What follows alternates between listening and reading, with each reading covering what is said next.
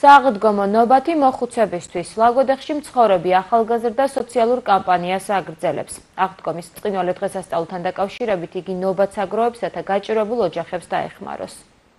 სააღდგომო კვირეულის აქცია უკვე ძალიან ბევრი წელია რაც გრძელდება ჩვენთან ლაგოდეხში და არა მარტო ლაგოდეხის მასშტაბით ვაკეთებ ხოლმე ამ ყველაფერს.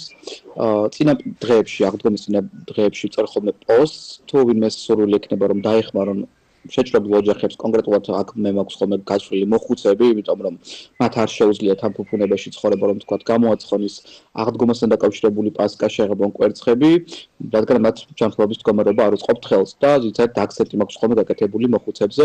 ესეთ ვამბობ ხოლმე რომ ვისაც სურვილი გაქვთ რომ თქვენი გამომცხვარი, თქვენი ხელით გამომცხვარი პასკა, კვერცხი შეღებილი მომაწოდეთ და დავარიგებ, ასევე ანგარიშის ნომერს ვხსნი ხოლმე და ამ პასკასთან და კვერცხთან ერთად პლუს რაღაცა პროდუქტის მარაგს ვუმარაგებ ხოლმე რომ აღდგომა როგორც ყველა ოჯახის დღესასწაული მათთვისაც დადგეს დღესასწაულად და აი ესე უკვე ბევრი წელია მოკლედ გრძელდება ეს ტრადიცია.